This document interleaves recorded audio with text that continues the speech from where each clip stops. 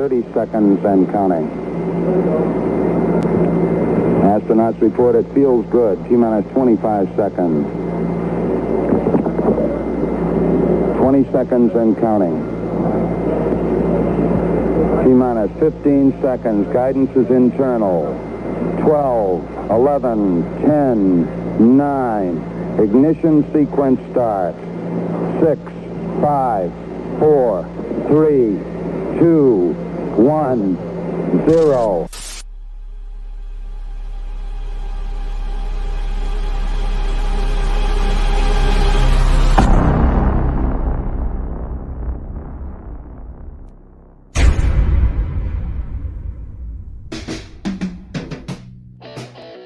Oh, what up, Bills Mafia? Happy Wednesday night. Z-Bot here with you on the smoke break. So glad you could join us. Wherever you can find Buffalo Fanatics, you can find the smoke break. We're on Facebook, Twitter, and of course, YouTube Live. We're taking your super chats tonight. Make sure to get them in, get in on the conversation. And as you know, the main topic tonight, J.J. Watt to the Arizona Cardinals. If you didn't know by now, you know now. And spoiler alert, he's not a Bill. I'm sorry. Yet again, I'm not sorry. With that amount of money, my God. But we'll get into that in depth as the smoke break carries on. Get your super chats in. Give me your thoughts on the signing. Were you shocked? Are you upset the Bills didn't sign him? Give me your thoughts. We'll put them up, and we will talk about him. Special guest tonight. So happy to have him on finally. Been asking him for weeks. He's finally free. He's finally got the time to get on the show with me. It is my man, Kyle Knapp, from Knapp Knows Buffalo, from Buffalo Fanatics. He's going to hop on with me and get to talking J.J. Watt. I'll bring him on now. Knapp, brother, thanks so much for joining me on the smoke break. How are you, my friend? I'm doing good. I'm excited to be here. I know we've been talking a little bit, trying to figure out how we can make this happen. I'm glad we were able to make it work. Me too, man. Me and Knapp were just talking off air. It's amazing. You know, usually when the off season hits, what the hell are we going to talk about? Bill season's over, doom and gloom. We got to have something to talk about here. And we've had weeks worth of nonstop information coming at us right out of the gates this NFL offseason. We haven't even hit the free agency market yet we have one move after the next. And it just seems like as each day goes on, we get something to talk about. And of course, the highlight of the last couple of weeks, it's been, where's J.J. Watt going? He finally finds his new home, and it's in a spot that I don't think anybody would have guessed. And if you had the Arizona Cardinals on your radar, please tell me what tomorrow's lottery numbers are. I didn't hear anybody tell me the Arizona Cardinals were in play for the for the signing of J.J. Watt. Real quick, super chat. It's my girlfriend, the lovely Caroline Parahus. Got to give her a quick smoke up right here. She's super excited because for Christmas, I bought her the Tesla tequila. Okay. This thing's unbelievable. Elon Musk made tequila, and I ordered it in October. It came in today. So if you're looking to get tequila from Elon Musk, be prepared to have your glass chilled for about 4 months until it arrives. But she finally got it today. She's poured up. She's watching the smoke break. Appreciate you, Caroline. $5 from Caroline. She's feeling that tequila already. I think she's already feeling it. I mean, you gotta appreciate that. My girlfriend's not even watching, so she's not watching. Nah, she's not. You got to buy her some Tesla tequila. She's not a Bills fan. My girlfriend Caroline, God bless her. I think she thinks LeBron James is the quarterback for the Bills, for God's sake. So, little tequila, little smoke break, and she'll enjoy it nonetheless.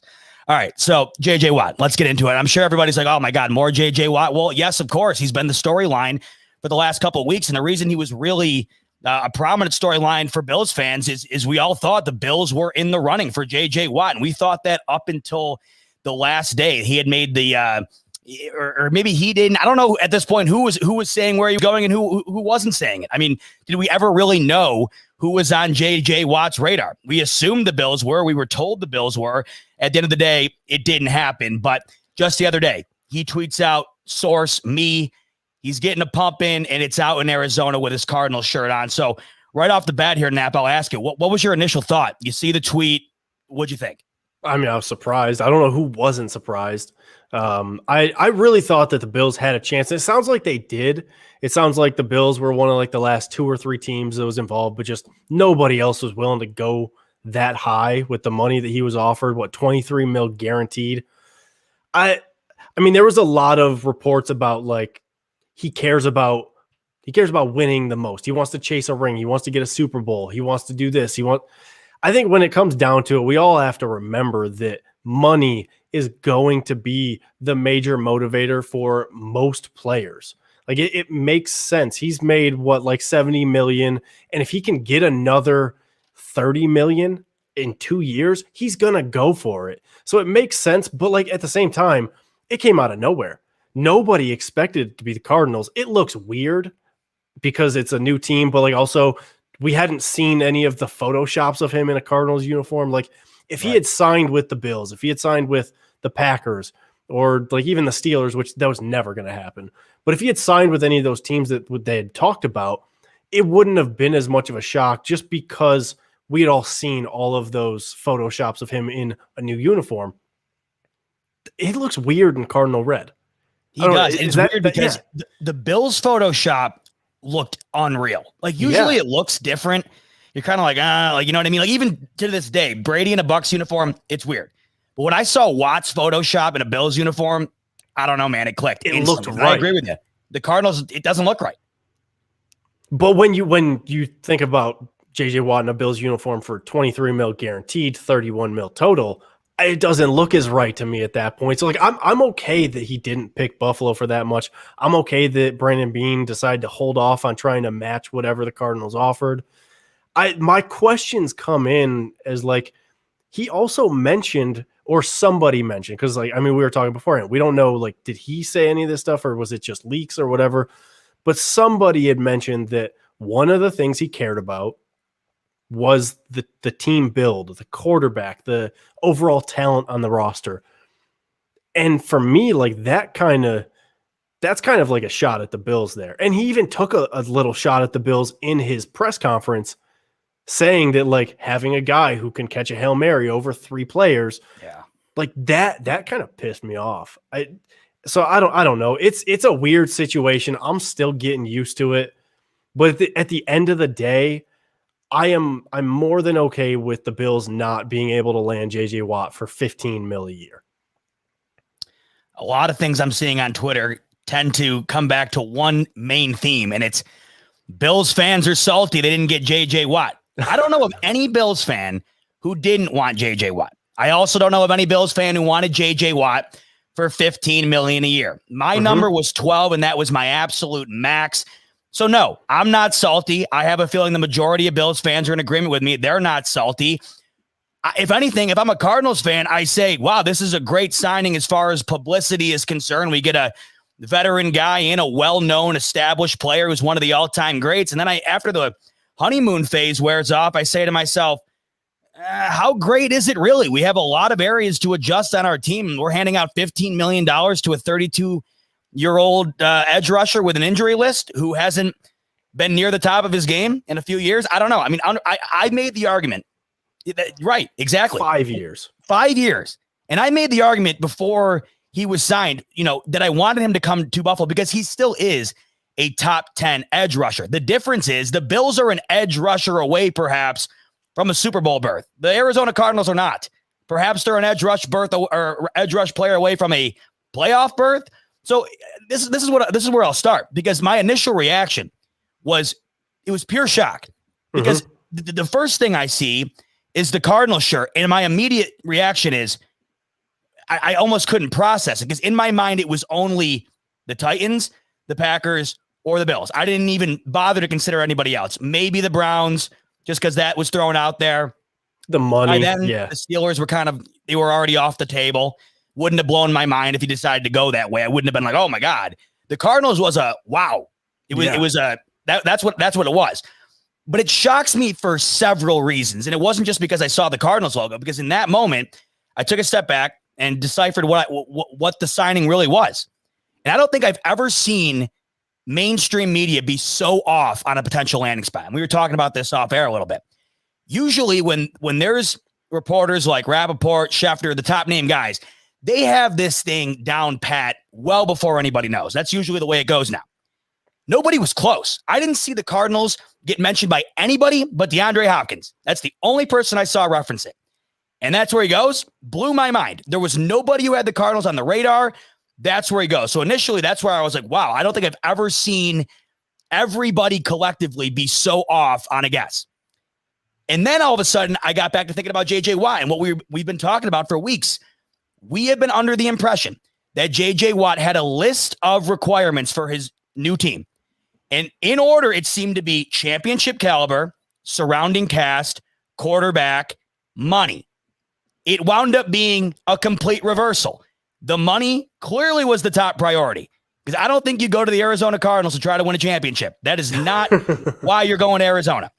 And I think a lot of us were fooled because I don't think many people thought that J.J. Watt would demand that much money. Yeah. I mean, there were reports this week that the Colts and the Browns offered more money than Arizona did, which is insane because the amount of money he's getting paid right now, and we'll get into the contract in a minute here, the amount of money he's getting paid right now is something that I, as a Bills fan, sit back and say, thank God Bean decided to stay on the sidelines. Not worth it. It's a great signing. I love J.J. Watt. For that money, no way. And I look at J.J. Watt as he's going into his career or towards the tail end of his career, and the Cardinals do not align with the desires that he had going to his new team. He wanted a championship caliber team. As of right now, the Cardinals aren't even a playoff caliber team. And they are a Hail Mary away from being a losing team last year. They went 8-8. Had DeAndre Hopkins not caught that ball, it's a 7-9 record for the Cardinals. They're also in the arguably the toughest division in the entire NFL.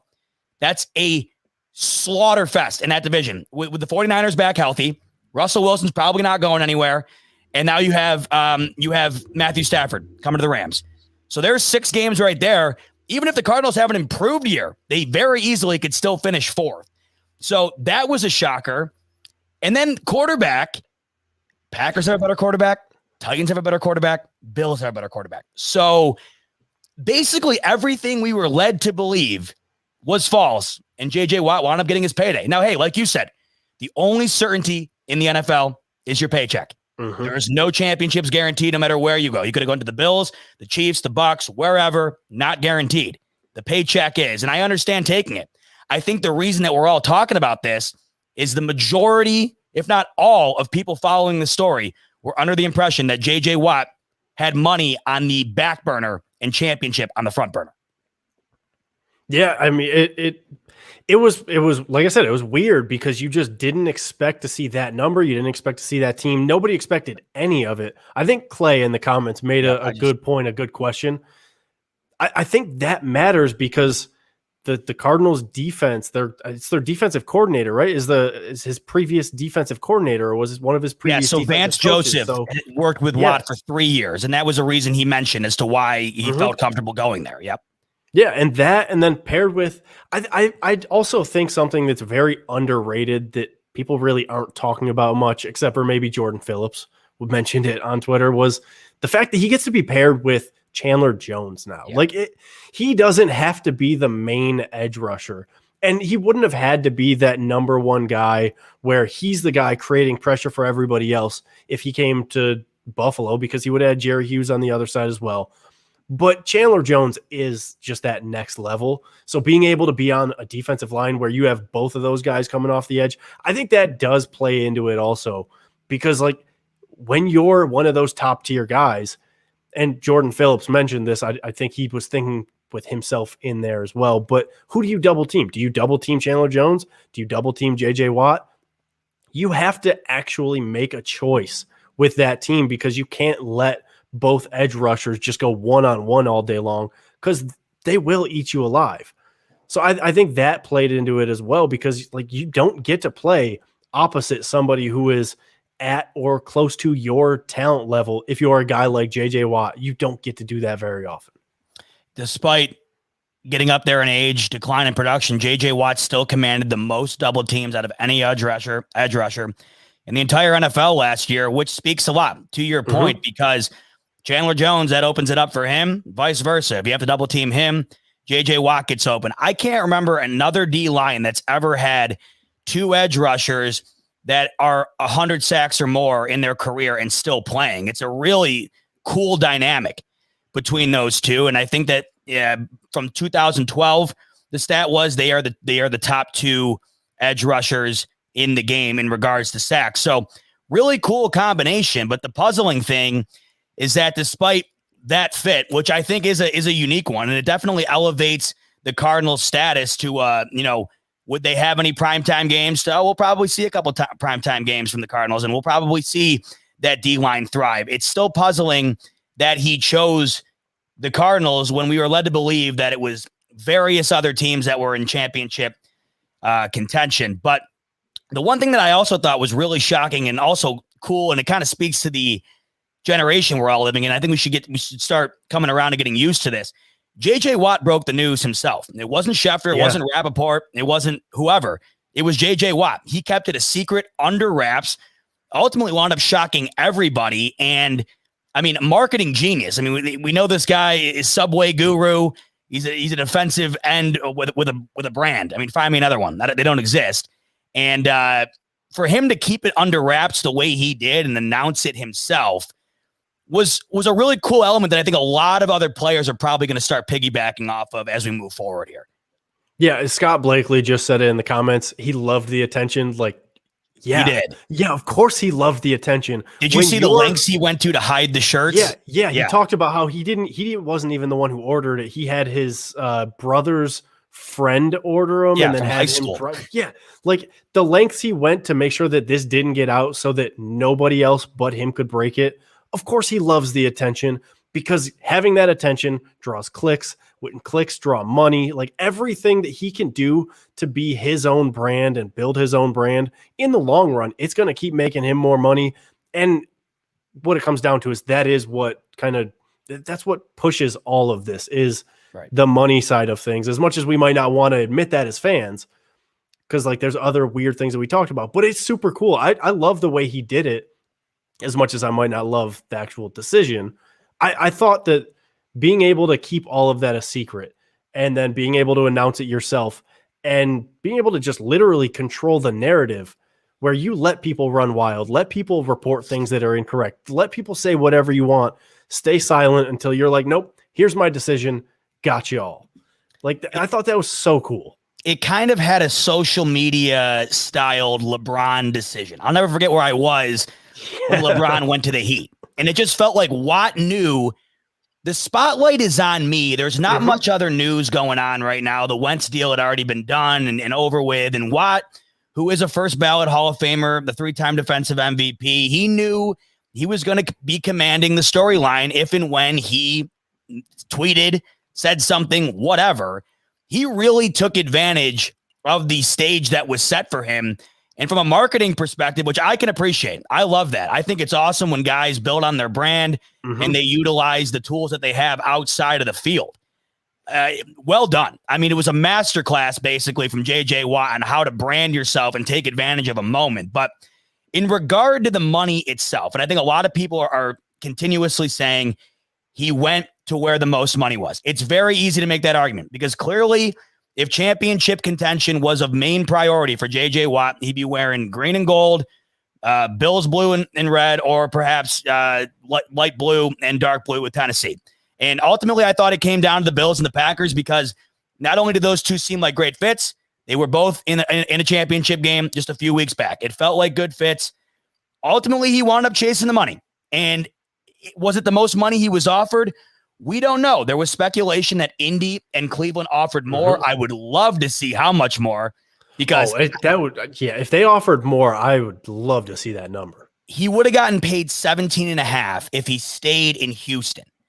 So if it's more than that, Houston's got to be sitting back saying, man, we might have been able to trade this guy for like a 4th, 5th round. I mean, if Houston couldn't be tail spinning any harder, another feather in the cap over there for Houston in regards to a awful season that just continues to unravel. But $15.5 million per year, a $31 million contract. Now, Ian Rappaport earlier kind of broke this contract down into how it is tiered out.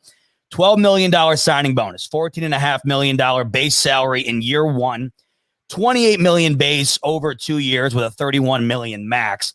Now, here's where I see a little bit of this money getting shaved off. There's $3 million in incentives based on sacks.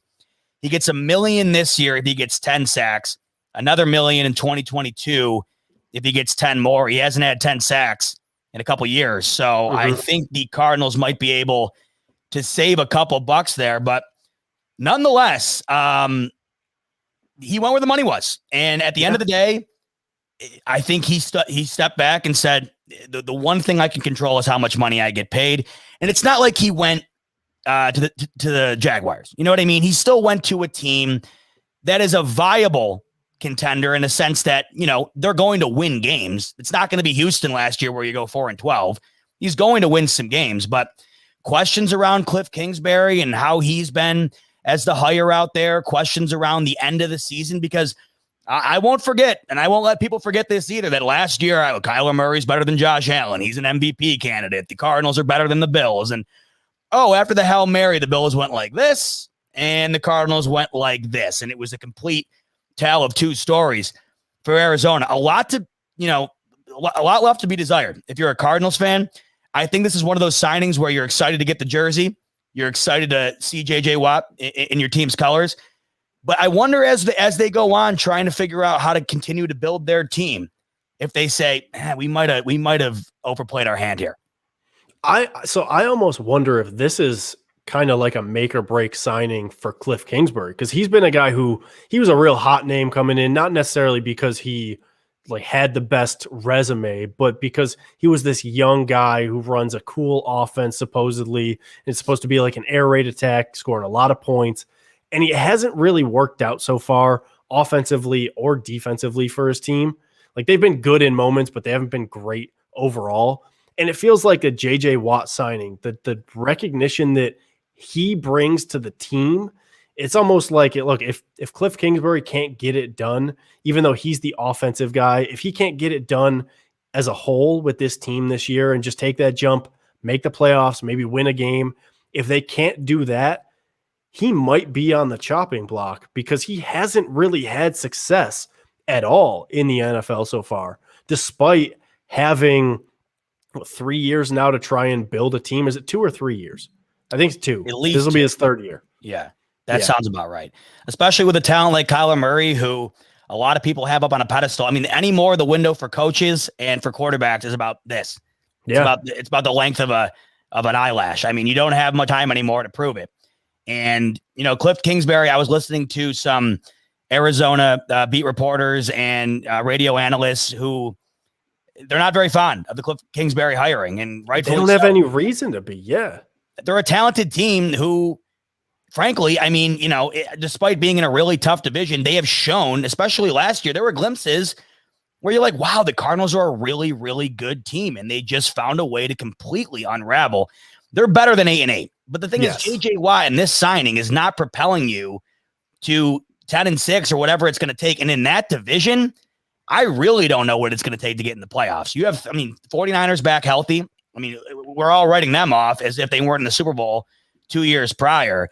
That's a really, really tough division. You're going to need a lot of help outside of what you're doing on the field yourself in order to get in. So I think I'd have to agree with you. I wonder if it was a desperation move by the organization itself to try to, moves like this make you wonder. Is it about relevancy, or is it about, football itself? I look at the Urban Meyer hiring. I don't love it.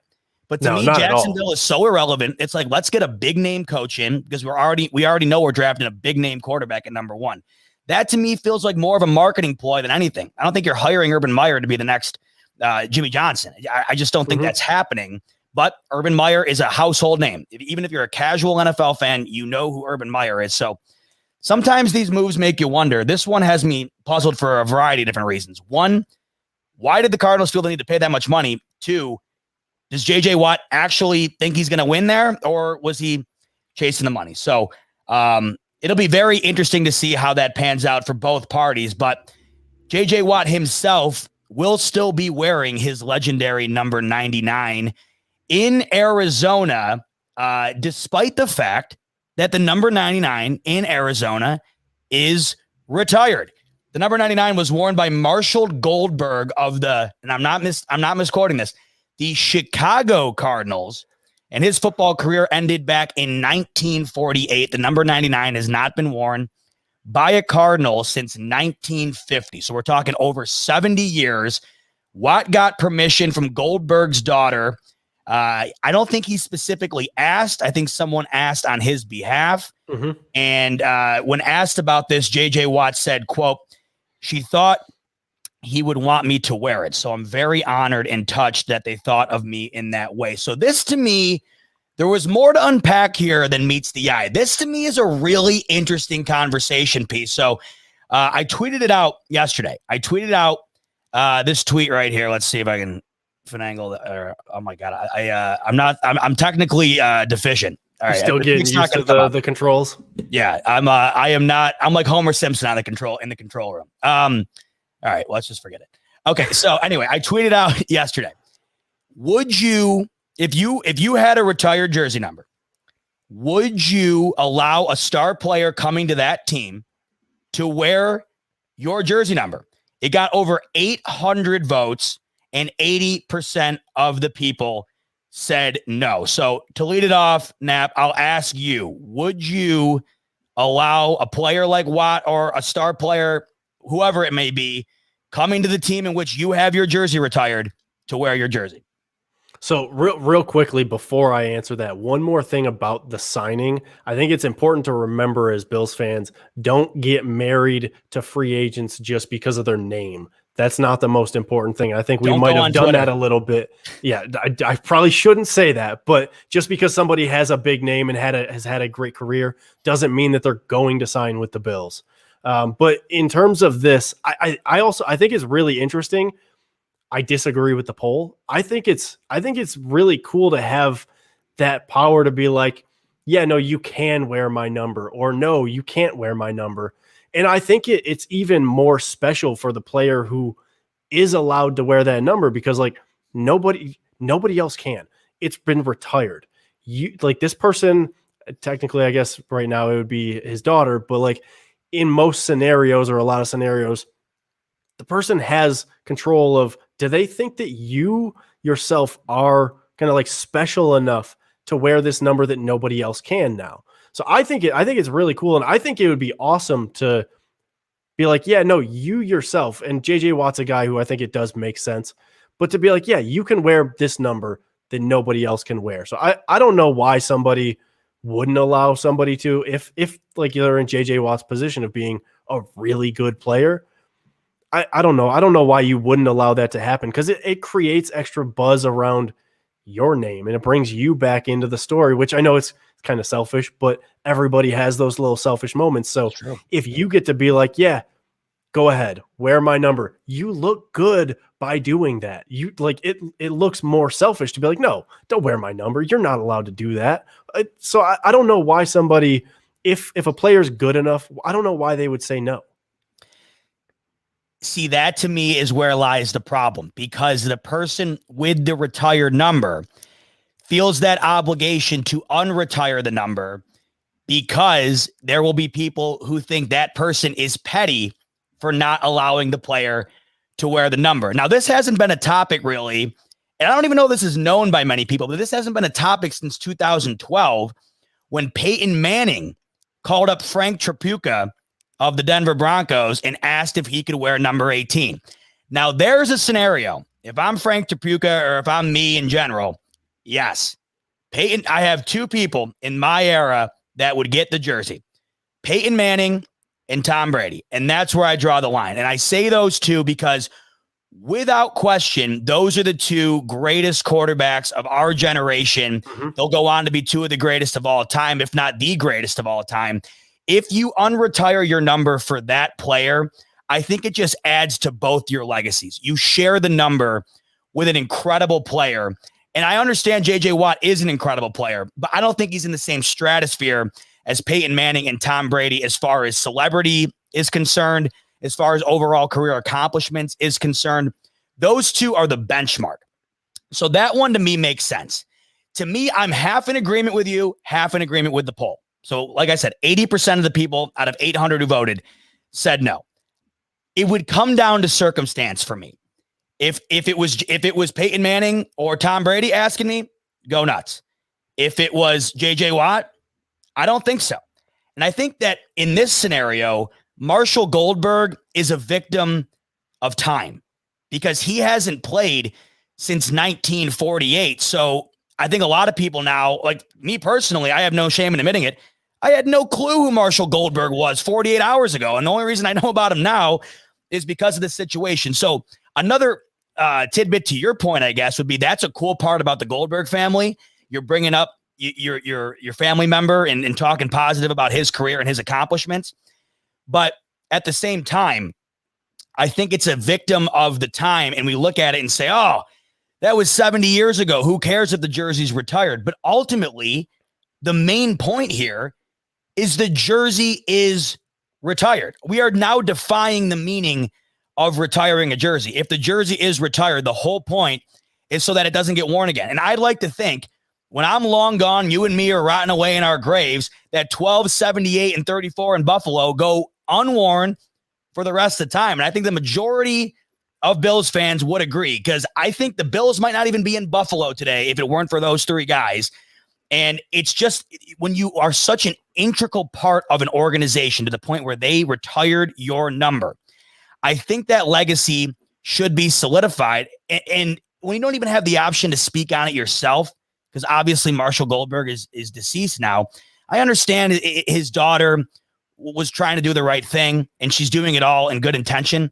But ultimately, Marshall Goldberg was not able to speak on it. He's no longer around. So that's another issue that I kind of have with it, is that he himself is not able to speak on it, even though she said he would be okay with it. And you want to know what? I'm sure he would. I'm sure he would. But at the end of the day, the main reason why I have a problem with it is because it's just opening up a slippery slope. It opens up the door for generational athletes who have earned that title of having their jersey retired to someday down the line, whether they're alive or not, to have that legacy sort of diminished a little bit and shared with another player. So my solution here, and I don't know how you feel about it or what the fans think, but the NFL should make a rule league-wide.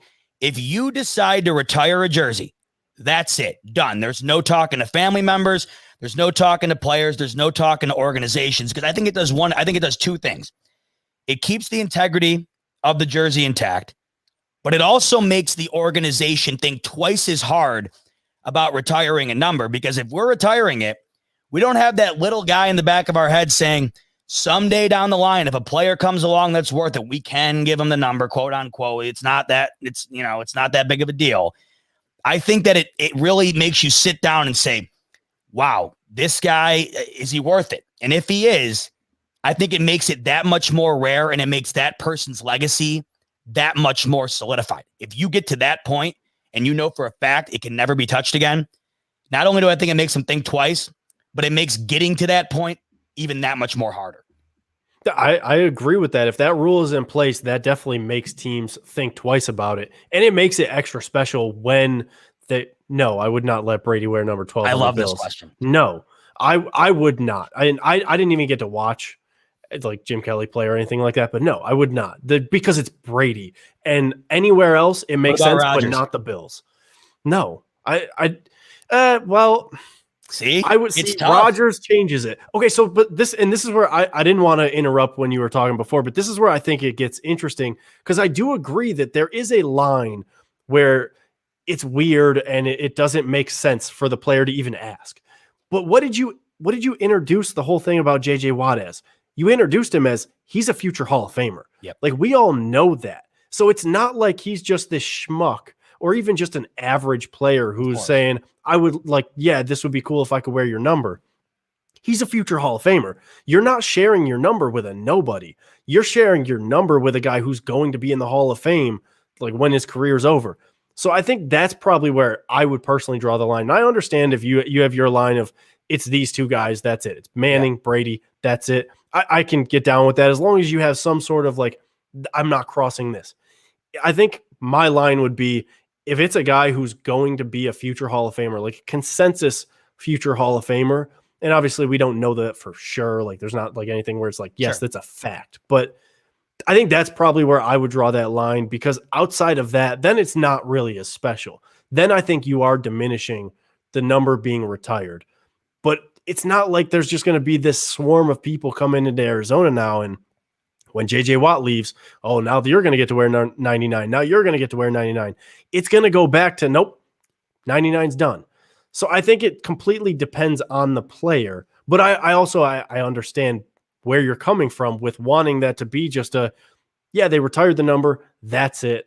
And I think where it becomes difficult is that there's 53 guys on the roster, and there's another 10, 12, I think on practice squad, something like that. But either way, it gets tough with the football teams.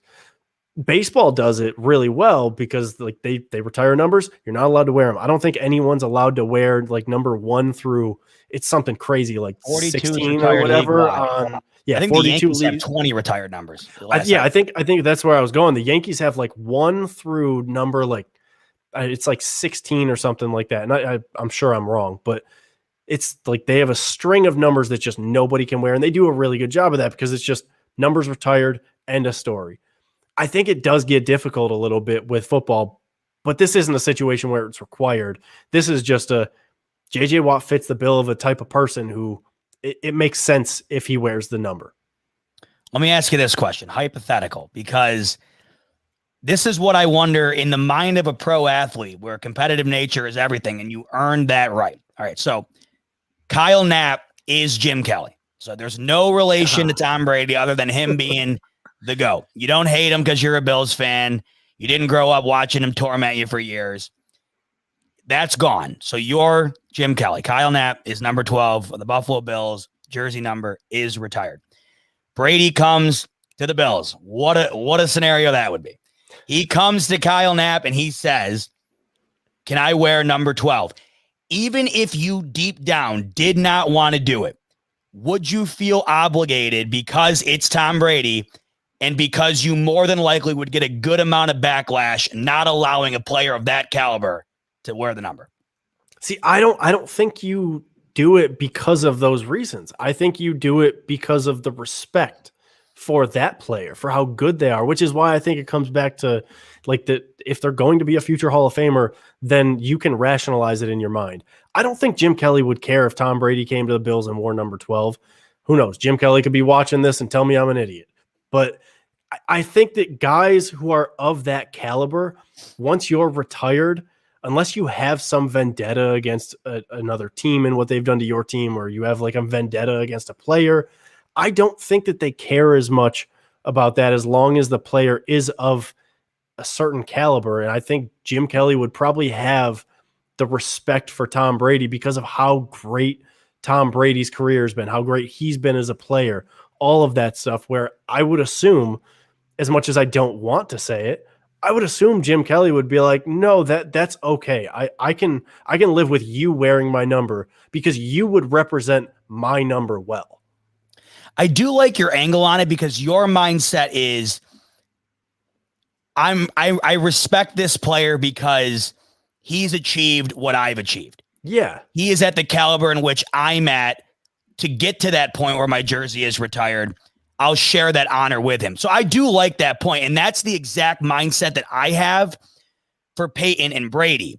To me, it gets tough as you fall down the line of where do you break it off between a guy like Watt, undoubtedly an all-time player. Where do you break the line off between guys like him, I guess, and then another tier up between Brady, Manning, stuff like that? How far down does it go? And then where's the threshold? For quarterbacks, I can tell you with the number 12, I was actually just trying to think of this with the number 12, like who's a guy who was really good that I'd be like, no, that doesn't work. Andrew Luck.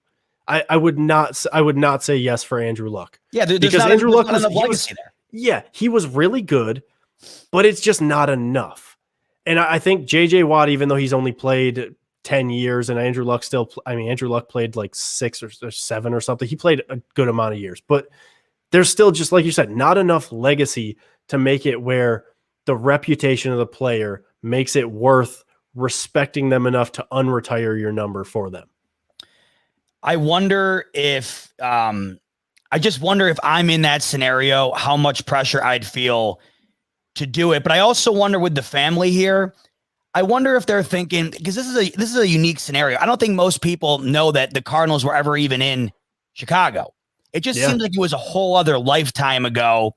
So there's parts of it where I do get it. I think if you ask for it, it's kind of a classless move. I think you should wait for it to be presented to you.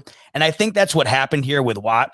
And the vibe I get from Watt, who I think is one of the greater guys in the league, I think if that was an issue, he would back off. I really don't think that it would be something that he would, make a fuss about. Yeah, but, like really push for if they're like, we're not totally comfortable with this. I agree. I don't think he'd be the type of guy who's like, no, putting my foot down. I have to wear 99. Like I don't think that's something where he would make that like a stipulation of him going anywhere.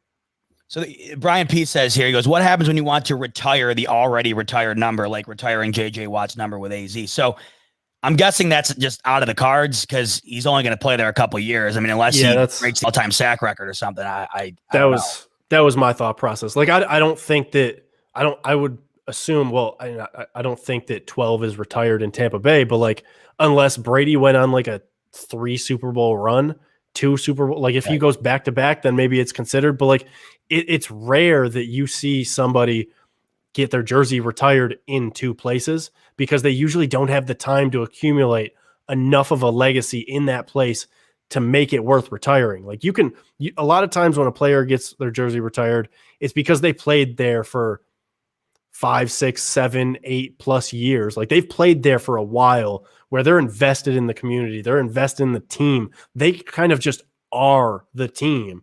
So, I mean, JJ Watt would have to do some crazy stuff in Arizona for them to be able to even just consider, do we retire 99 again? And I just don't see that being a situation.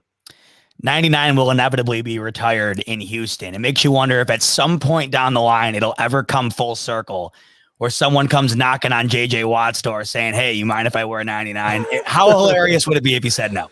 That would be really funny. I think he would catch. I think in that scenario, that's one where you have to say yes because you can't deal with the backlash. Because like it's just not worth it. Because like, what can be your reasoning then? No, it's retired. This represents me. I'm sorry, you unretired somebody's number. What reason? Like you have nothing to justify your reasoning then. Here's a question I got yesterday on Twitter when I was doing the poll, and it made me think. It made me stop. It was a good question.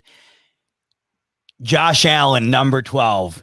I said I think Jim Kelly lets him wear it. They have a relationship there where it just seemed like it's such a good rapport. Although he was a rookie, the thing is, I said immediately, Allen would never ask. There's just no way in hell he'd ever do that. Yeah. But made me think because it was like, Kelly treats Allen like he is the next Kelly.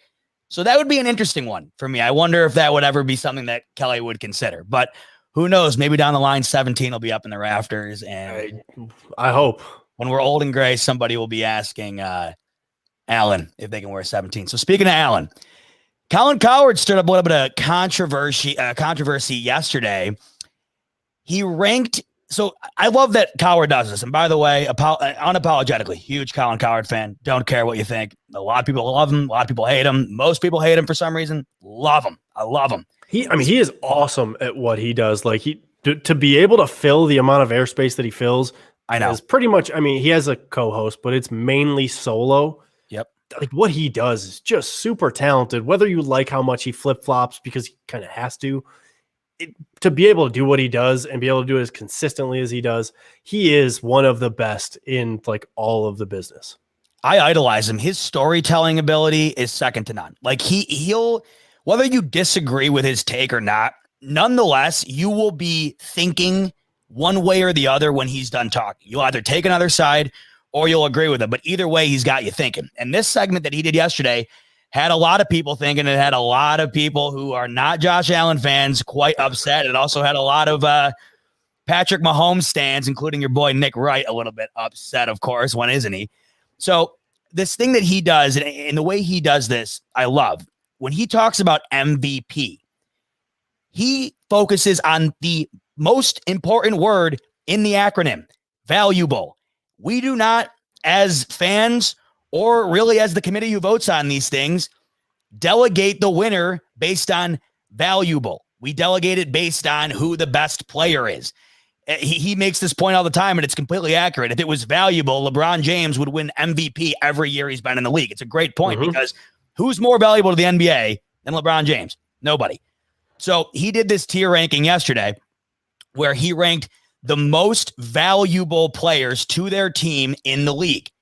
He had Josh Allen in tier 1, and he had Patrick Mahomes in tier 2. I think it was Joe DiBiase who tweeted out the graphic, and it had a lot of people stirred up. So wanted to get your thoughts, Nap. You saw the Coward segment. What were your thoughts on having Mahomes in the second tier and Allen in the first? And what did you make of it? So I'll be honest. I think it was weird to have Mahomes in the second tier, but not because Allen is in the first. Because I would assume that part of, and I wasn't able to listen or watch any of the clips about this. I was a little bit too busy to get to that. But well, you want to know what? Before we get into it, I'll break it down for you. Yeah, let me get the reasoning. I did see the graphic. I was able to look at the graphic and everything, so I know where people are tiered. But I haven't been able to actually get into his specific reasoning. If it has to do with contracts, that makes everything make a whole lot more sense.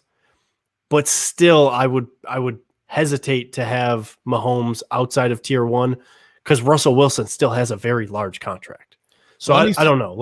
Fill me in with this a little bit. Yeah. So I'm going to fill everybody in on what the tier listing was. So most valuable player to their team. And Coward's mindset here was, which of these players means the most to their organization? And if that player was not on the team, would they still be as good? So tier 1, Russell Wilson, Tom Brady, Aaron Rodgers, Josh Allen.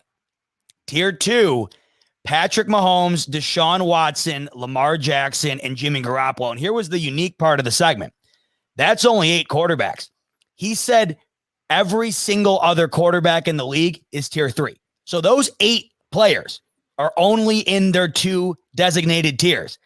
The rest of the league, whatever. That was essentially his point. Now, the point on Allen, and this is why I bring this up, because I know in the moment we can lose a lot in translation. And I think that last year was a perfect example of step back, take a moment, no matter what happens here, and understand that we're witnessing one of the best years, if not the greatest year in franchise history, especially throughout the last 2 decades. And with Josh Allen, we are witnessing a guy we have waited for as a Bills fan base for my whole life, at least, and since the Jim Kelly era.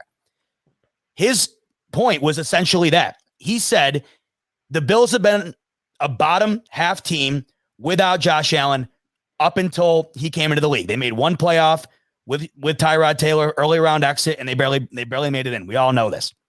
When Josh Allen gets there, they're elevated from a team that most people outside of Western New York don't bother with to a team that everybody better have on the front of their thought process going in to the season. Without Josh Allen, are they that? Are they even close to where they were last year? No chance. Aaron Rodgers, very similar situation. What is the Green Bay Packers without Aaron Rodgers? Aaron Rodgers is Green Bay. Tom Brady, because the Buccaneers hadn't made the playoffs in over a decade. He comes in and wins a Super Bowl. I mean, I don't think it gets more valuable. And then Russell Wilson, of course, because obviously we just know with Russell Wilson, Pete Carroll did not have a very glamorous career in the NFL without Russell Wilson, and he's been to 2 Super Bowls with him. Now, the reason Patrick Mahomes was tier 2 was because Andy Reid has had a great career without Patrick Mahomes, and he'd probably still be in the argument for the Hall of Fame if it weren't for Patrick Mahomes and getting him to another tier in regard to coaching, the coaching hierarchy. His reasoning for having him in tier 2 is because they were still a playoff team with Alex Smith. So he's saying Patrick Mahomes is tier 2 because he didn't elevate them out of nothing. He elevated them from playoff to Super Bowl. But to me, Patrick Mahomes absolutely needs to be in tier 1 for that reason. I think that where he missed the mark with Mahomes is that he still elevated them to that next level. There's a difference between being a playoff team and being a Super Bowl contender. every single year.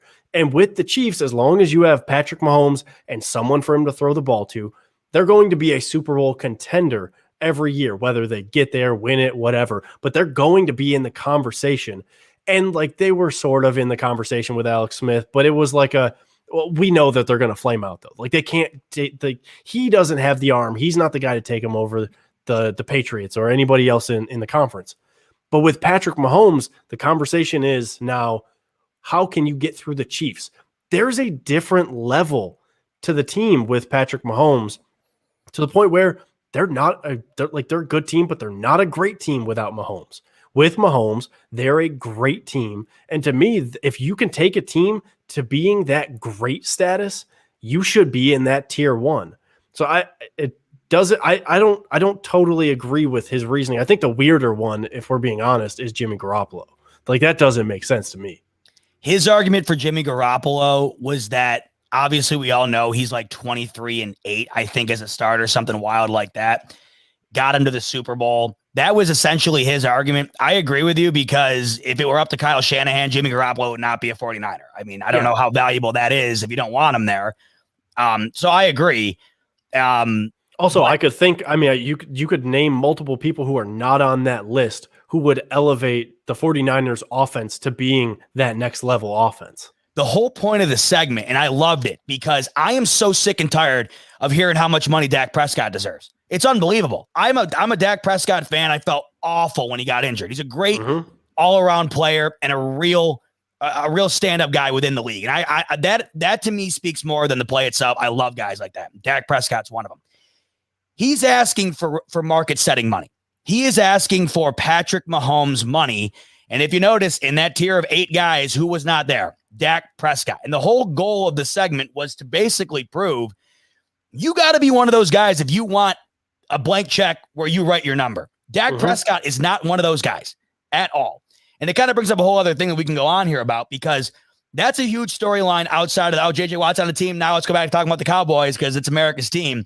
It's an interesting conversation because the Cowboys royally screwed up the Dak Prescott situation, in my opinion. They should have just gave him what he wanted last year, because the market's only going to go up.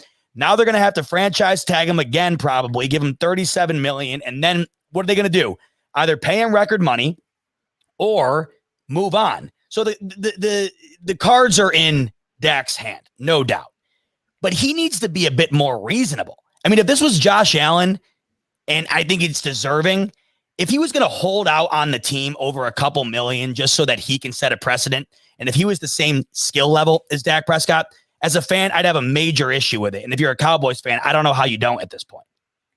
I think the Cowboys are in a situation right now where, like, the Washington now football team was in with Kirk Cousins, where like the guy is better than what they think that they can get if they let him go. And they know they're going to struggle to find another quarterback if they let him go. But he's not worth the money he's asking, and everybody else knows it.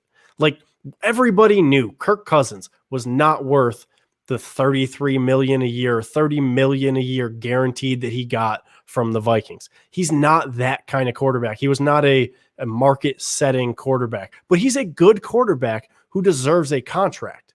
Dak Prescott is a good quarterback who deserves a contract, but he does not deserve that. He doesn't deserve to be the second highest paid quarterback, because he hasn't, like, he was it the Cowboys were, I don't even remember what their record was when he played the full season a year ago, but he put up numbers, but putting up numbers does not equal wins. And that's where his argument has stemmed from, is like, look at all these numbers I put up. Look at these accolades I have. When they were trailing half the games. Yes. Right? When you put up your numbers in garbage time, Blake Bortles had a 4,000 yard, 30 plus passing touchdown season in 2017, or was it 2016, whatever it was. But he did a lot of his damage in garbage time. Like, when you have a quarterback who puts up his numbers when the game is not on the line, or when you're trailing the entire time, or even in the games that you're winning a ton, if it's not a quarterback who's putting up points and putting up numbers when it matters, those numbers are kind of empty in a sense. And I get it's hard to kind of call a 5,000 yard season empty, but when you look at what it resulted in, it wasn't a whole lot for the team. It was more for the individual success because the team did not succeed. And so that's where my issue with Dak getting paid a lot and getting paid that level is that, yeah, sure, he's had his own individual success, but the team has not consistently had that success also. And it's not like you could blame it on the guys around him. They've had a good offensive line. He's had a great running back who I get, like Zeke, maybe he hasn't had the best season last year, but he's had wide receivers to throw the ball to. He has those guys around him where you should be doing more in the win column than you are. A lot of my issue with it too is being the Cowboys quarterback is unlike being a quarterback anywhere else. That's another level of stardom and another level of endorsement money. And Dak Prescott gets plenty of it. I think it's more lucrative to take a pay cut and remain the Cowboys quarterback who gets those extra incentives than it would be to get shipped off literally anywhere else. Being a Dallas Cowboys quarterback is a pedigree of its own, no matter who you are. And I think in that argument, if I'm Dak Prescott, I look and say, what's sacrificing a few million off the top and not setting the market to make additional money in a ton of other areas, just simply because I have the star on my helmet? Yeah. So, and like you mentioned, the bar was set so high for him. 13-3 his first year, and it was so tough to match after that. What have they done since? It's a great argument. You can look at the statistics all you want. At the end of the day, I'm taking Ryan Tannehill, I think, over Dak Prescott because I get similar statistics and I make the playoffs. I mean, Ryan Tannehill is a perfect example of a guy you don't think about, doesn't make a whole lot of money, and just wins. They win. Great run game. I understand that. But when I look at Dak Prescott, great run game, the Cowboys have a great offensive line that had a great run game. Like that's actually a really good example because it is very similar situations, right? Except Tannehill didn't even have as good of weapons as Dak had to throw to. Like Dak has multiple wide receivers to throw to. Tannehill didn't even have multiple wide receivers to throw to. His best target was a rookie his first year in Tennessee. Kind of to put a bow on this whole thing, back to the Patrick Mahomes thing. So I see Chris here says Colin's argument was the Chiefs were winning their division consistently with Alex Smith before Mahomes was ever there. Yeah, and that's what I understood his argument. And I also think that there might have been a dash of, wait until people see this. You know what I mean? They're going to freak out. But the difference between winning your division and winning a Super Bowl, let alone going to 3 straight AFC championships and 2 straight Super Bowls, he's tier 1 in every single category you could possibly think of. Patrick Mahomes has redefined the position in a sense, and Allen is right underneath of that. I mean, they're both really paving the way here. But when you're talking about those two in comparison, I don't really know where you're leaving Patrick Mahomes at a tier 2 when Allen is in a tier 1. Very similar guys, and I think we saw that in the Super Bowl when they're both facing pressure. An insurmountable amount of pressure. I mean, how can you overcome it? That's what Allen faced against the Chiefs. Wasn't because Mahomes was infinitely better.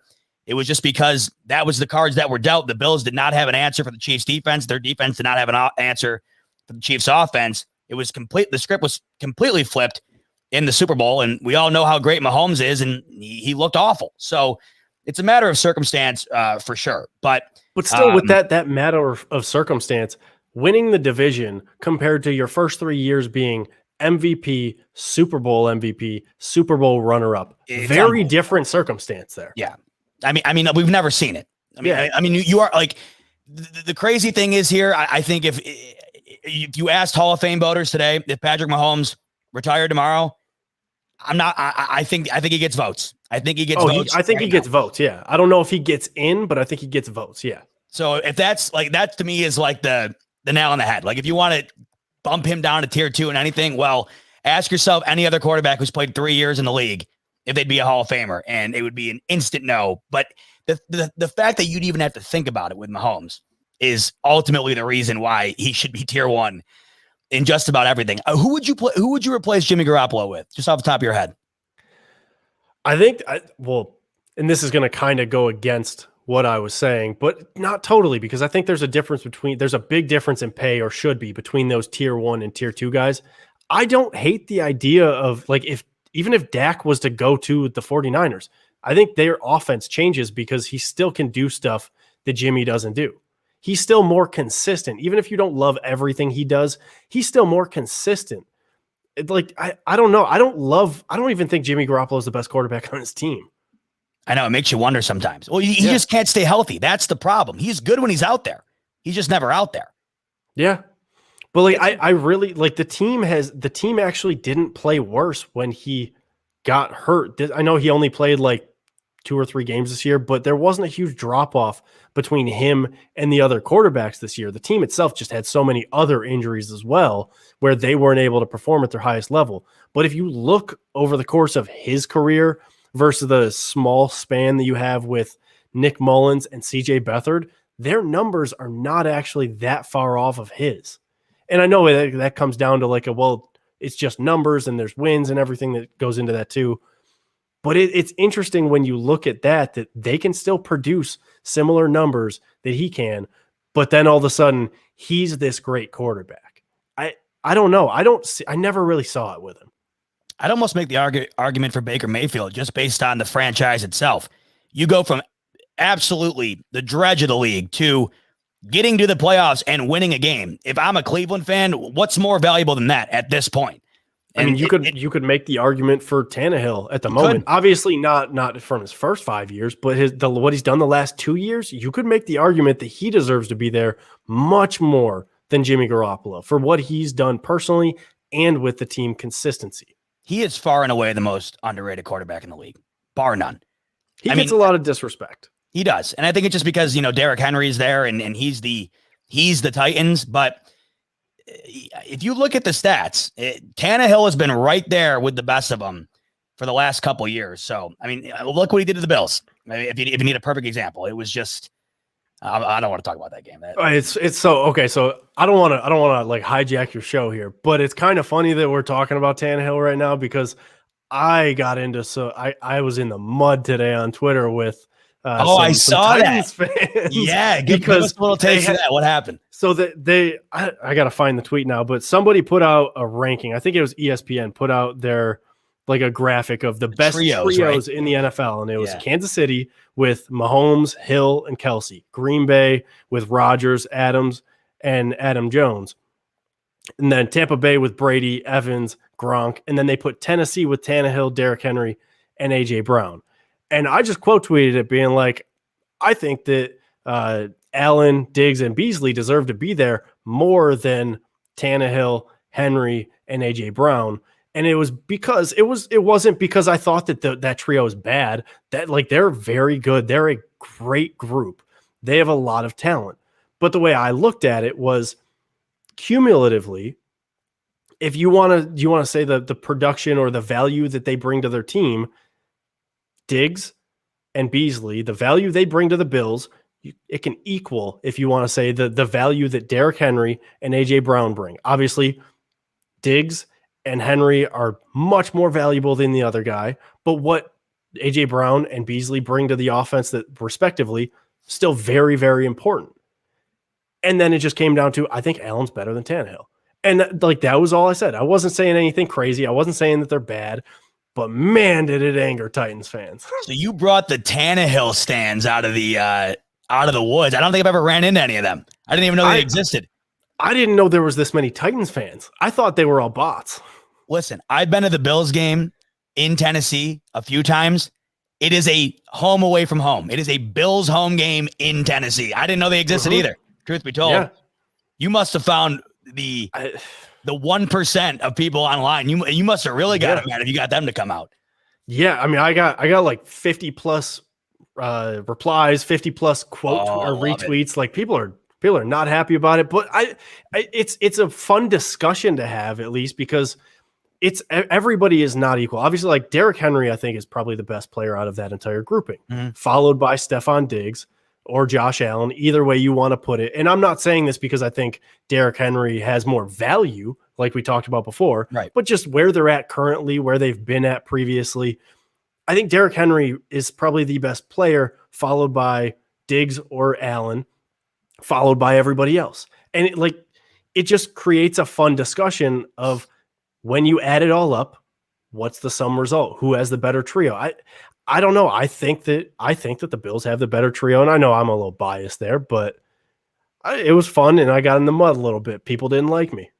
I don't really know what's to get so mad about. Beasley, best slot wide receiver in the NFL. People had a real problem with Beasley. That was their big gripe, is that like everybody was like, "Oh, Beasley." He said Beasley. What a joke.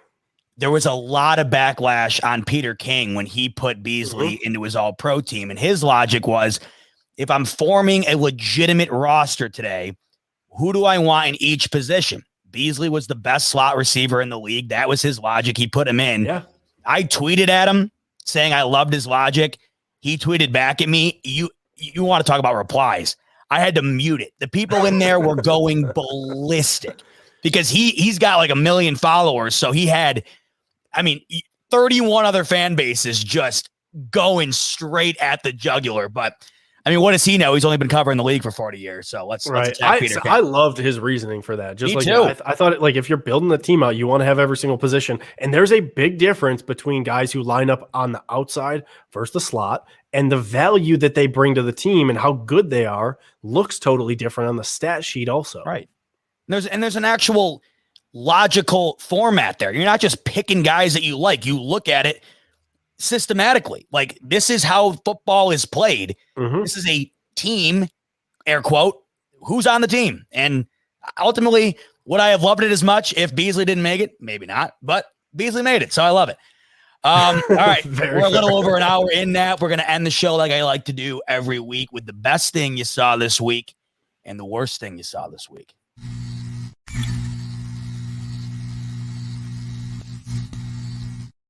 You want to give me the good news first or the bad news first? I feel like let's go with the bad first, and then we can end on a high note. I like that. Give me the bad news. Bad news: Brother Bill is in Twitter jail. Saw that. Do you know the reason why? I haven't gotten I think there's a fake account that was saying some dumb stuff. Yeah. I don't know. I didn't totally follow until I saw that he was in Twitter jail, but he is, and that's weird. I don't get it. It's not like he does anything that deserves that. No, I think it was like a fake account that somebody made that was saying some stuff that they probably shouldn't have said. I did see the fake account because people were tweeting out to block it. Brother Bill is the man. He is a wholesome content creator. Yeah. I hope to God he gets his account back. He built that up from the dirt. He has like 8,000 followers now. I had him on my podcast during the season, and he said there was a while where he was making videos. Nobody had any idea. He had like 70 followers. They were all his buddies. And next thing you know, one of them went nuts, and he's like the face of the mafia now. So yeah. Dude, the worst thing that he does to anybody is that maybe he kicks like an object that would represent a different city. Like, he'll just punt that in his video. That's the worst thing he does. And that's awesome. Maybe Primani Brothers reported him or something like that. Yeah, probably. He drove all. Here's the dedication. Yeah, that was an awesome Bill video at Twitter. If you are if you're looking at the case and he's appealing, the man drove to Pittsburgh, bought a sandwich, drove back to Buffalo just so he could punt it into the woods. Cut the guy some slack. That's a hard-working content creator right there. Get him out of jail. Yeah. We're tweeting this little clip right here at Brother Bill. Hashtag free Brother Bill. Free Brother Bill. He is the man. All right. Worst thing I saw this week, and talk about bringing everything full circle. Since we talked about retired jerseys for 20 minutes, the Houston Rockets announced they're retiring James Harden's jersey. Are you I did see that. kidding me? The guy gave up. He quit in the middle of the season on the team. He said, you either trade me or I'm throwing the ball out of bounds. I'm gaining 20 pounds. I'm essentially not playing. It's either trade me or I'm sitting. They traded him to another super team like everybody likes to do in the NBA. And now they're scoring 140 points a night. He's all happy. A month removed, and you're going to retire the guy's jersey. That to me was a slap in the face to loyal Houston Rockets fans. The Rockets have now lost 12 straight games. Are you kidding me? I understand maybe doing it down the line at some point when this blows over, but in the midst of that, to me was just awful. The way Harden handled that, like, could you imagine in our bubble here? Josh Allen, nope, like just throwing balls out of bounds at people's feet. I want out. Retire his jersey the following week? No thanks. And the fact that they're doing that for Harden blew my mind. If he had left any other way, if it had ended any other way, it makes sense.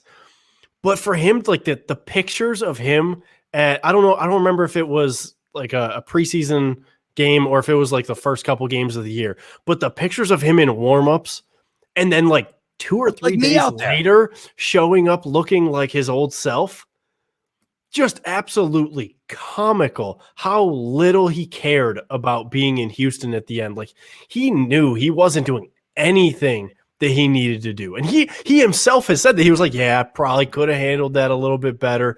And like, that's an understatement, dude. And yeah, for them to retire his number and announce that while they're having as bad of a time as they're having right now, just makes no sense. That'd be like the Texans shipping off Watson in a couple of weeks and then retiring his jersey next week. Yeah. I don't. And truth be told, does Harden deserve the retirement in general? Anyways, they never wanted. They never even made it to a finals. He was with Oklahoma City prior to that. I don't know. Like, are they going to retire Russell Westbrook's?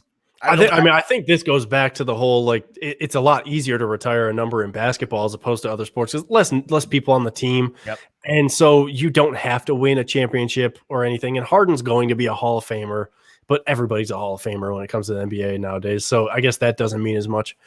But it's easier to retire a number in basketball. It's just so weird that they would do that right now. Made no sense. Chris Janke says, I'm convinced Harden was wearing a fat suit. Yeah, the NBA conspiracy theorists were out and about on Twitter because, like Knapp said, there was 1 week where he was in Houston where he looked like Chris Farley playing basketball. The following week, he looks like an actual NBA player. It was very weird. I don't know where the hell that came from. It was literally days apart. I don't get it. It made no sense. All right, Knapp, give me the good news. What's the best thing you saw this week? I thought one of the best things I saw this week was Alvin Kamara learning to snowboard. And it's super simple, but just see, like, it's a combination you wouldn't have expected, but he seems like he's having so much fun out there. He's loving Montana. He said he's going to live out there. And then you just see him learn to snowboard, and he's actually kind of good at it now. Yeah. Like, he picked it up pretty quickly. I think it just how much fun it looks like he's having. I thought that was one of the best things that I've seen because it's just good, wholesome content. I saw him break his ass a couple times. If you're a Saints fan, are you like, oh, lay off the board, Alvin? Breeze is gone. We need you, bud. Yeah, I guess if you're a Saints fan, this is probably not one of the best things that you've seen this week. But as somebody who's like, I mean, obviously you don't want to see a guy get hurt, but like it doesn't affect the Bills season. If for some reason something were to happen, it's good, wholesome content. If I'm a Saints fan, I'm a little nervous, but like this is just good. This is fun to watch. I like that pick because I love seeing players do stuff outside of football. Like for some reason, the Bills, they're all gamers. Allen loves gaming. Diggs does. Poyer, have you seen his setup? It's ridiculous. It's like a pro gaming setup. They love playing video games. It's hilarious because these are like world-class athletes. And when they go home, they're just like us. They're on the couch like this. Yeah. They're playing warfare or something. It's awesome. Yeah, it's cool to see a guy doing something different than that. It is. And it's funny you chose that because I'm on the same wavelength. I just want to say from the bottom of my heart, look at Myles Garrett. Look at this man. That is the living, breathing version of the Incredible Hulk. And he's out playing basketball. Look at that dude's biceps. I mean, you don't even get to really take into consideration how big he really is when you see him on the football field because they're all huge. I don't know if I've ever seen a man that massive who isn't like a professional bodybuilder or whatever else. And him with that basketball in his hand, it looks like he's shooting a Tic Tac. Yeah. I think it's also kind of fitting that he's wearing a Jurassic Park shirt because he's just this big, jacked up monster of a human. Like it's crazy. And to see a guy built like that, be that athletic and be able to move like that still, like normally you see, I don't know if like in college you would go to the gym and play basketball or anything. But like a lot of times when the football players show up, you can tell that they're football players. He looks like he could just show up on a basketball court and make a team and start playing. Like he just looks like a crazy good athlete at whatever he wants to do. You imagine you're playing hoops with your buddies at the YMCA. Myles Garrett comes walking in. Hey, you guys mind if I Like, look at these guys in the paint. Go ahead. That What am I gonna just do? like what am I supposed to do? We calling our own fouls because, like, Christ, you're gonna get me on a charge. The dude, I guess I never really realized how big he was, and the fact that I don't know, like just watching him in a setting like this with that ball in his hand is absurd. Like, You imagine getting can't hit get with a helmet by him? That's what I'm saying. Like, that's a great point. That guy with a helmet in his hand, Mason Rudolph, how he survived. That in itself is a miracle. You know what this video kind of reminds me of is like the videos of Zion playing in high school where it's just comically different sizes of humans. Right. Like it just doesn't look like one belongs on the same court with the other because they're not in the same league. I even wonder, looking at professional NBA athletes, Luka Doncic isn't guarding him. No. Who is? I don't know. I mean, Dwight Howard, he kind of looks like Dwight Howard. That to me is kind of like Dwight Howard when he was in his prime. His shoulders were as wide as his body was tall. The only difference is Myles Garrett's got about another foot on his bicep. Yeah. His biceps are like his arms are like an NBA player's legs. And he's balling. I wonder how much effort it takes for him to actually put like from the 3-point line. It's got to be like us pushing up a feather. I mean, look at it. Oh, that ball has to be so light. Butter. That was the best thing I saw this week because I found myself. I saw it for the first time, and like 5 minutes passed, and I had to like blink twice. I'm like, I've just been watching this for 5 minutes straight. Like the dude is just over and over and over again. The Avengers better call him up and get him in the next movie. So, all right. Nap, hour 15 minutes, and it was a fun one at that. I really appreciate you coming on, man. The Watt story, done. We put a bow on it. For God's sakes, we can finally talk about something else next week or the weeks to come. Hopefully wait till free agency starts heating up. I don't know if you saw the tweets, but a lot of tweets from NFL executives and reporters are saying it's going to be a bloodbath with the cap hit coming in the next couple of weeks. So I got a feeling we're going to have a lot more to talk about. Yeah, I'm excited for all the names that are about to become available. And when that happens, I'd love to have you back on. We'll do another chat and have you on the smoke break. And I look forward to it. Like you said, there's going to be like as the week, it makes these weeks go on faster. Like I saw the other day, it was like 190 days till football, and it's like, okay, and then you get a story, you cover it, you talk about it. Another week goes by. Next thing you know, we're kicking off. So I'm looking forward to more stories to come. And you're welcome back anytime, man. I look forward to having you on again. I appreciate it. Whenever we can make it work, I'm down. Love it. Nap, thank you. And fans, viewers, thank you guys so much for watching. As always, episode 4 in the books. And I appreciate you spending your Wednesday night with me. Back again next week with another smoke break, Wednesday, 8 p.m. So make sure to tune in. I'll have a new guest on next week. And we'll be talking about whatever the hell the NFL news circle gives us to talk about next week. Hopefully it is something good. But for now, we're signing off. Appreciate you tuning in. And as always, go Bills. Go Bills.